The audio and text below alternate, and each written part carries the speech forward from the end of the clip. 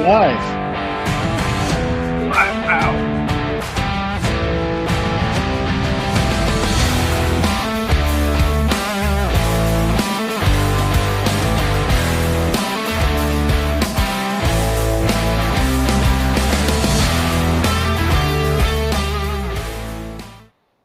Hey, welcome. It is the StewKast Wrestling Podcast on the Combat Zone Network, a subsidiary of the Fans First Sports Network.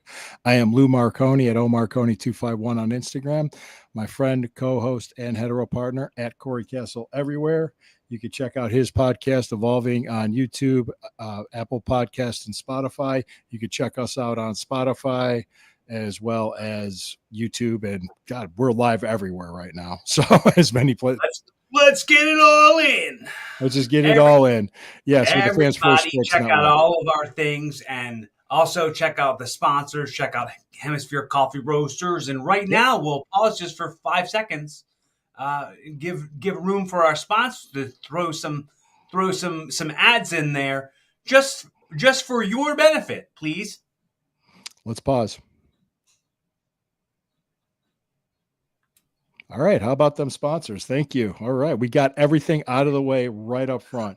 So we're going to talk about Monday Night Raw, talk about Friday Night SmackDown, and we'll talk about Dark Side of the Ring, the famous Hell in the Cell Mick Foley Undertaker match that was from 1998. It's hard to believe that was almost 30 years ago. It was like 27 years ago, and I was in college. I was in middle school. Yeah. Tell me I'm old without telling me I'm old. I didn't say anything in an insulting way for you. I was no. I'm I remember kidding. I was just a child. Yeah, we were. It's technically so was I. Yeah, we were children, both of us. We were students in school. Yeah, we were students. I was a college student, and I was taking summer classes at Cleveland State University to pretty much, I wanted to graduate by a certain point, and I did. So, but anyway, let's go over Raw first, because you said you saw the Cody Rhodes, John Cena promo. Yeah. And that was pretty much more heat for WrestleMania. It's in England, and it aired a little bit earlier than normally would over here. But I didn't get a chance to see it because my Netflix was being wonky. But hope everything's okay with your internet. Mm-hmm. All right. But I watched the promo with John Cena and Cody Rhodes on YouTube, and I thought that was awesome. I've really not a whole lot bad to say. It was like really. I actually have nothing bad to say. It was really interesting the way they really did some insider stuff, the whole line about I build empires for billionaires and you just steal their money. Yeah, what a line. Yeah, I like it. No, I like it. The "you can't wrestle" part. I put a note in that. I was like, yeah. There's also other stuff that happened too. The New Day went over in a tag team. I'm not sure what. It's kind of like. I don't know who the team was. Yeah, I probably do, but I didn't write it down. The Gunther zip tie. We got a comment. Who's commenting on us? Check it. Check a look on Facebook. Take a look. Hey, WrestleMania coming. He said, WrestleMania coming soon. So excited. Yeah. So am I. Today's April 1st. It's April Fool's Day. Yeah. No April Fool's jokes here. No April Fool's Day jokes. So it's So the 19th and 20th, Easter Sunday will be the second night of WrestleMania. The Gunther zip ties with Jey Uso. Did you see that? Did you see that angle at all? Or I saw the thumbnail. I saw it on okay. It was to add more heat for WrestleMania, which he got a ton of heat for it. He did, because he's beating up his brother.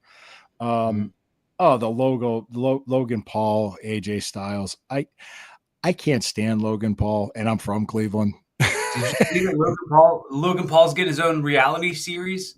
Well, they're doing a reality series about Logan Paul's family. They're the Kardashians with combat sports is what it's being called. Yeah, well, Kardashians are combat sports. There you go. I really no, man. I'm not. No, you guys can watch that. Whoever, if it's your cup of tea, it's like that and like The Bachelor. I don't watch that crap. It's just stuff I don't I watch.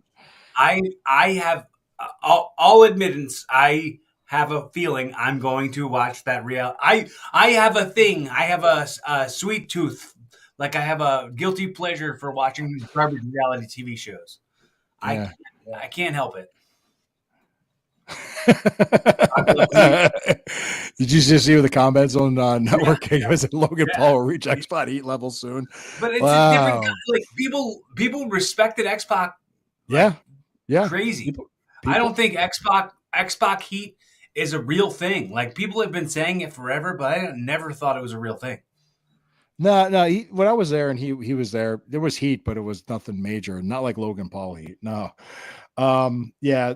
Then you got the last thing on what the Raw was I had here was the Bianca refereed Rhea and Io Yeah. Sky Io. I always pronounce sorry EIEIO. EIEIO. That's how you can remember it every Yeah, time.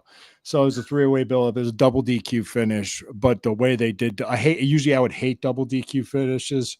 Lose a Real Housewives guy. Oh my God, Tim, come on. Hey, Hey, hey, hey. He's profiling you. He is profiling me. Shh. Don't tell people what I watch. God. Okay, so speaking of Real Housewives, you had Bianca, you had Rhea, you had Io. There was a housewife had a name. EI was her name. Oh. Bingo. Bingo. So, yeah, it's a build up. They're doing a 3-way for that belt on WrestleMania, and it was just another. It was a really good match to kind of lead into that. So I liked it. I really did. That was pretty much what I had for Raw. What was the go home on that? What was the finish? What was the referee just called for double DQ. I guess she kept getting hit by each wrestler, and she just said she was done. Yeah, but it looked like an accident, but it wasn't an accident. It was kind of like that because Bianca was the referee. So you hit the ref. Yep, you hit the ref, you're disqualified. So that was the angle. Was like, wait a second, and so that was good. Okay, they SmackDown. Did you watch SmackDown? I did watch SmackDown. Okay. Yes. Okay. I like the Randy Orton, Cody Rhodes. They're kind of the Randy Orton match against Drew McIntyre. Like that was such a good match. It was like pay-per-view main event level good. Yeah. And it was weird that like it ended in like a distraction. Distraction F finish. Well, did you see what the Drew McIntyre Damian Priest thing that happened backstage? Since you brought up Drew. Yeah. Yeah. Okay. Yeah. That I had that down as a note. It's like that's like a big heat angle for a WrestleMania. Yeah, Randy Orton, Kevin Owens. I had that. Basically, Kevin Owens just runs away. That's what happened. Oh, that Tiffany promo. My notes on the Tiffany promo. It was just It's just what I went It's cringy time. It's cringy time. There we go. That could be a good episode name. It's cringy time. Pretty Deadly. They put over the Street Profits, so I guess they're trying to do something with their tag team division. Like, I mean, we've talked about this in previous weeks. The what they're doing with their tag division, it doesn't feel like it's making the difference that they're trying to make it appear like it's feeling, because they have two different sets of tag team belts, and it kind of like pulls more focus off of it when you have two separate of the exact same thing.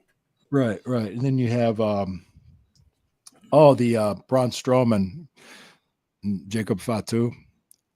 That was a good angle. Oh my God, that was amazing. Yeah. That was really good. I was like, that's going to be fun to watch. I'm actually looking forward to watching that in WrestleMania. The Strowman Fatu. Yeah. Yeah. It's going to be cool to see what they do. Like I like the way Jacob Fatu works. I love it. I just the big guy to do what he does. Trashy meat. Yes, just to be his guys his size and to move the way he does. It's impressive. It's Yeah, very it really truly is. yeah. Let me see what else. Well, I had because the end of it was beautiful. Paul Heyman. You could say what you want about him, but man, you put a microphone in front of that guy. Amazing. Dude, when he like sat right next to Punk and was like, "You're the closer. You're the closer." Yeah. I was like, yeah. You could tell like how important that was for him to say. Yeah. Like how important. You deserve it, champ. You deserve it. I love Paul Heyman. I love CM Punk. I love Roman Reigns. Yeah. Seth Rollins is Seth freaking Rollins. He's always the same. There's not. I mean, he wears silly clothes, and it feels. Did you see the stuff that Roman Reigns was saying to Punk? Like, what do you need, a highlighter? When you're saying this stuff to him. I thought it was funny. I put the notes in there. What's that? It felt. Yeah, and he was like, "Well, you're paging through it. You need a highlighter. Go to page 4." That was cool. I liked it. So just to rewind just for one quick second, and that's not sure. We could jump around a little bit on this. Yeah, we don't have to go in order. We're jumping around. In the promo that John Cena cut on Cody Rhodes, and he said the thing about like they can spot a phony from a mile away. You're too perfect. Like what you're like everything you're doing is too perfect. It's too like what that's I felt like that also applied to Seth Rollins and his stupid clothes that he wears. Yeah. I think that applies to why the dog's barking too. Yeah. Yeah. He said phony. But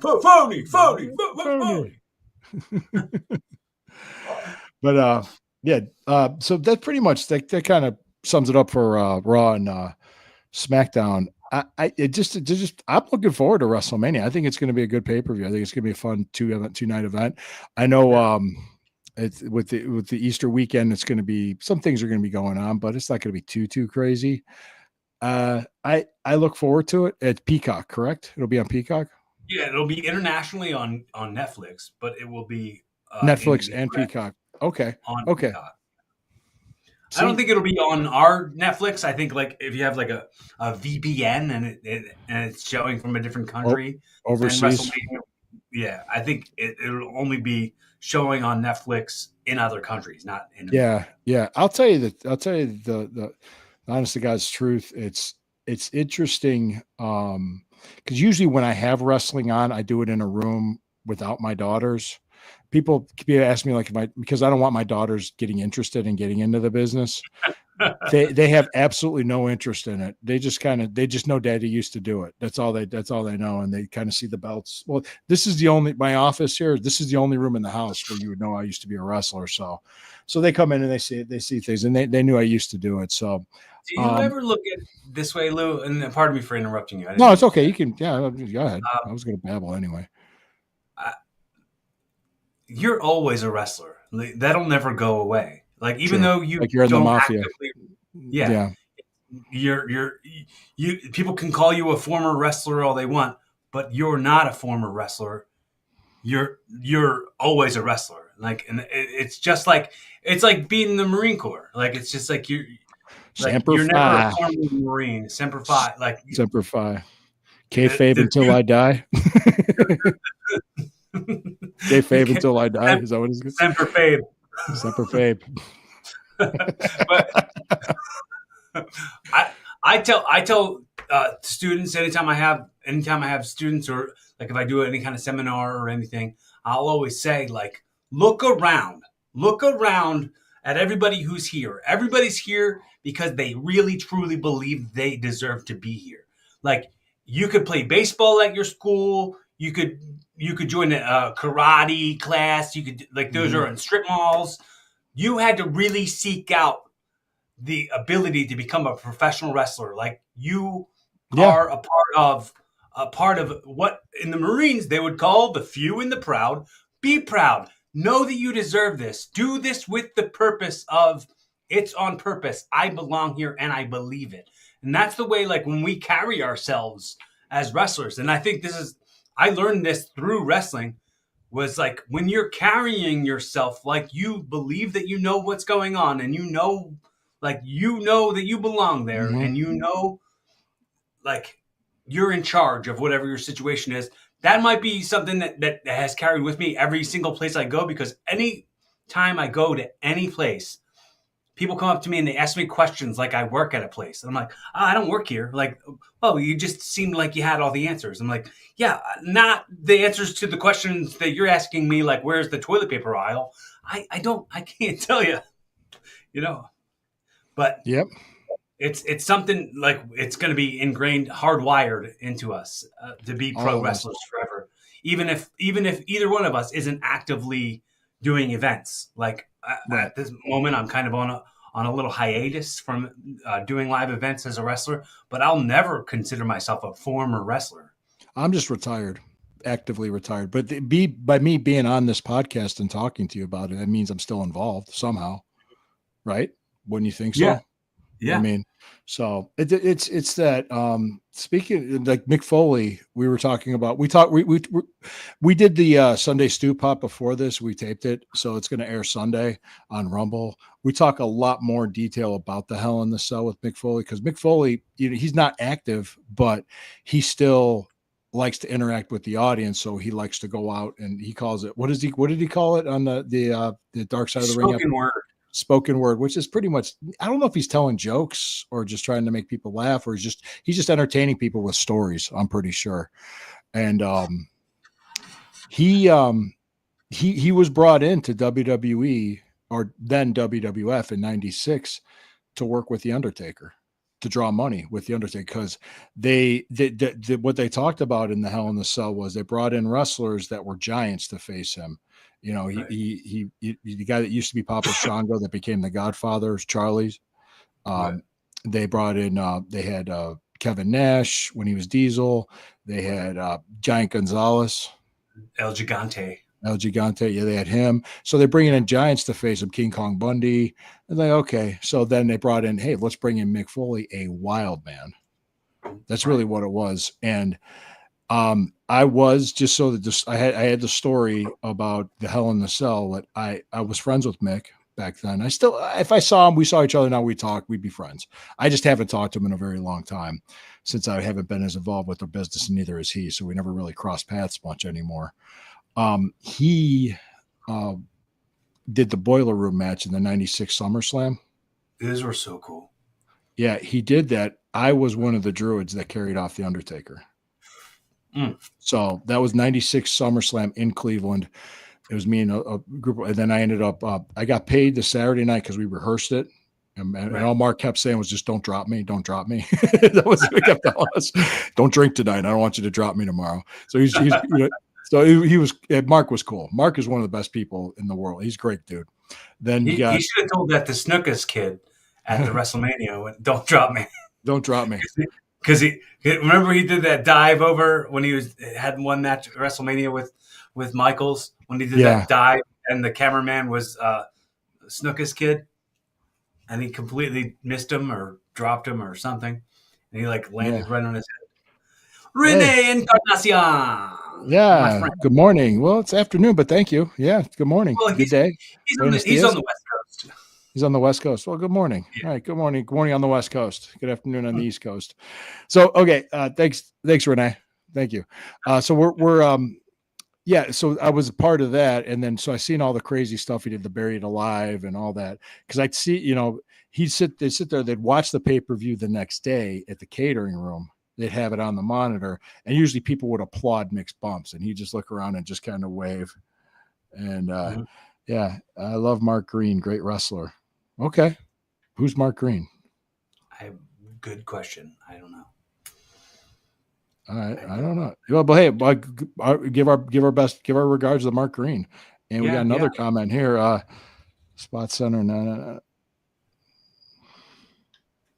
Oh wow. Wow. Yeah. Hey, thank you. Wow. Cool. Wow. Yeah, I appreciate it. Okay, do I have to read this? Well, since it's on Spotify, for the Spotify audience. The audio only people are going to be like, what the heck are you reading? Yeah. It's a spot center. No. I guess. Thank you for entertaining me and my family for several years, starting at the Pavilion with Walls in McKeesport and later WrestlePlex in the same town. So talented. Appreciate you made the drives. Yeah, I don't drive. I could dive. I think you skipped over that. It said, thank you, Lou. Like, thank you, Lou. Thank you, Lou. Yeah. A real fan of your body of work. Thank you. Yeah. Thank you, brother. Thank you. I appreciate that. Thank you. I'm in the mountains, no coast. Mountain time. Mountain time. You kept referring to Taker as Mark. Most don't know his real name. Yeah. Mark Calloway is Undertaker's real name. Thank you. Yeah, I know Mark. I knew him as Mark. Sorry. Yeah, and Mark Coney. Mark Coney, yes, Mark Calloway. No, anyway, when the Hell in the Cell happened, well, I watched the episode and of the Dark Side of the Ring, and I remember we'll tell the story. You were in middle school. You didn't see it until the next day. You saw the tape later. I didn't see it that night because I was in college. I was working on either a paper or an exam. I was studying for something. So what I did was I got the phone call and people thought Mick was dead after he took the bump off the top of the cage. And I went, he did what? I did get that phone call when Owen fell off the. Yeah, I got that phone call too. That was a year later. Owen was 99. Yeah. It was a whole year later, but it was that exact call. Someone called me and said that he died. And I mean, I didn't get the phone call crying wolf on Mick Foley. So there wasn't even crying. What they honestly did. They thought they didn't think that was a work. They thought he was dead. And then he kept going.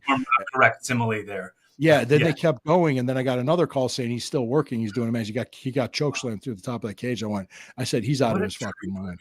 What a I said he was out of his goddamn mind to do what he did. So that was in Pittsburgh. That event was in Pittsburgh when he did that. They went through the whole story of what he did and how they went through the match. They even did a thumbtack spot after it. And his mind wasn't right after that because who would be? I mean, who would be? So I saw him the next day because I had classes. As soon as I got done with my classes, I grabbed my bag, put it in my car, just basically drove down the street in downtown Cleveland because my college was in downtown Cleveland. Drove down the street to the arena and got in and they got there at catering and there was Mick just sitting there. He wasn't even eating. He was just sitting there. And I asked him, I said, brother, are you okay? And he goes, he's like, I've been better. Something like that. And then he was just telling me how he had so much heat with his wife for doing what he did because the kids were watching. And I was like, I think I did ask him a question. I said, so what are you going to do? And he says, well, I'm not going to do that again. It's like a great trick, but you can only do it once. You know what I mean? It's like, guys, I said this in the stew pot. I'm going to say this now. If you're young and you want to get into wrestling, don't do that crazy shit. Don't. There's only one Mick Foley. And he's fortunate to be where he's at and to have the health and the money that he has and the ability to do what he likes to do. Because there's a lot of other wrestlers that weren't as fortunate and they're broke and they're disabled. It's not that they won't work; it's they can't work, and they're on some sort of disability or something. But yeah, they didn't talk about or show. And this is something I was texting you about when we were watching it. That Al Snow was a big part of the episode. Yes. Al Snow, which famously we talked about it on here when it was happening, or we talked about it on the stew pot. One or the other, I'm not sure. We're probably both. We probably talked about them both, but go ahead. We weren't doing the StewKast yet at that point, but talk about Al Snow running OVW, and now Mick Foley's doing OVW shows as Cactus or as Dude Love, like he's teaching character with those people. Oh wow, cool. So good. Okay, this spot center person I was up at D section of the civic room with my kid behind 8-person hell yeah signs. Sometimes sometimes seen at certain angles so loud when he came down when he came when he came back to climb the cage. Yeah, because people went crazy when he did that. They couldn't believe he got up and he kept going. So this was somebody who was in attendance in Pittsburgh when this happened. Yeah. Somebody who was in attendance. He's a wrestling fan in Pittsburgh. It's interesting too because I remember Mick couldn't do anything the next day. I mean, who would? I mean, they said they kind of said, hey, he got the world title shortly after that. And I even said there's a little bit more to it. If you remember, it was 1998 when he did that. It was 1998 to 1999. Mark Callis. Oh, Mark Callis. Oh, okay. Mean Mark Callis. Yeah. Mean Mark Callis. Yeah. He was a great wrestler. Mark was great. Mark was phenomenal. Okay. So get back to my thought was that there was a Time Magazine 1998 Man of the Year poll that was done online. And the online poll, eventually they gave it to Kenneth Starr, who was the independent investigator of the Monica Lewinsky scandal. Mm-hmm. But the person that got the most votes online for Time Magazine's Person of the Year was Mick Foley. Well, like also at the time, Mick Foley was a New York Times best-selling author. Have a Nice Day was a phenomenon. Like that really changed not just the sport of wrestling, that changed the culture of wrestling. That changed how everyone outside of it viewed it on the inside. Yeah, he was a talented guy. He still is. Don't get me wrong, but he was special. Mick Foley's special. Not saying other wrestlers out there aren't special. The Train thinks you're special.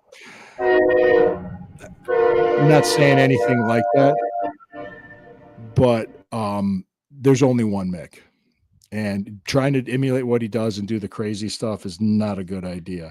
And then I think Tim just said something else. Hang on, Tim. What do you got there? Al Snow's a great dude from Lima. Yep. Talked to him many times as a teenager. I wrestled Al Snow twice in ECW. Yep. Al's a good dude. Al Snow's one of the best human beings you'll ever meet. Yep. If you hang around with me for more than a day, you'll hear me quote Al Snow like 14 times. I'm a huge Al Snow fan. I've shared locker rooms with him many times, but we've never had a match together. Yeah, easiest part to work. I'll say this too. He was when I worked him, he wanted to do anything and everything. Now he's how can I put it? He doesn't. He's not that way. Amen. Great man. Yeah, absolutely. He's a great man. That's right, Tim. He said. Like he was like wanting to do anything and everything and have the best match, but then he realized he could do all these great moves and all these great spots, but it took a mannequin head for him to become a star. It sounds silly, but it's so true. Sometimes you get something that's unique about you that can get you over. You do it, and he got it. He caught it. He ran with it. He couldn't. I remember because he was frustrated. He was visibly frustrated because he felt like he's like, "What do I need to do to get somewhere in this business?" And he found the mannequin head and just like. He had that like when we do our Stew Pot show and I come up with the ideas to do it was epiphanies. Yeah. Epiphanies. Yeah. He had the epiphany and I was there when he did it. He's like, this is my new manager. He comes out with a mannequin head, starts doing this because some fan brought it as a gimmick for a match. Well, like that's why Mick Foley found the sock. So he didn't have to take these big bumps anymore. Yeah. Like the sock got him so much over. Like, Is the sock more over than the cell bump ever was? Who knows? But I mean, it might have sold more merch. He probably sold more socks than he did. Let me close on this thought, and if you want to close on a thought too, guys. Is in wrestling, if you're breaking in and you're learning, it's not what you do, okay? It's how you do it and when you do it that gets over. It's psychology. What do you got to say, Corey? And then we can take it home. Sometimes it's about being the right person, in the right place, in the right time. Mm-hmm. Find yourself to be the right person, and those places and times will find you. Amen, brother. All right, guys, thank you so much for the comments. Thank you so much for the interaction. Thank you so much for watching. We're gonna do this again. Dark Side of the Ring next episode is about Ludwig Borga. We'll talk about that. We'll talk about Raw and SmackDown. What's that? Yeah, it's on tonight at 10 o'clock on Vice. Dark Side of the Ring. Check it out. It's a good show. I mean, it's dark. If the kids are too young, don't let them watch it because it's about a lot of dark stuff because dark side of the ring. So it's a dark business, but I know we're going to be watching that. We're talking about that next week, guys. Thank you. And the fans that Pittsburgh, you have no idea how much that means to me. Yeah, that is so much. That made my day, man. Thank you. People actually still remember me from like 30 years ago. I love it, guys. Love you guys. You're never a former wrestler. That's what I said. You'll always be. And I'll always be over at home, at least. All right. Show's over. Oh, hold on. We got another comment. Hold on. Thank you. Thanks, Tim.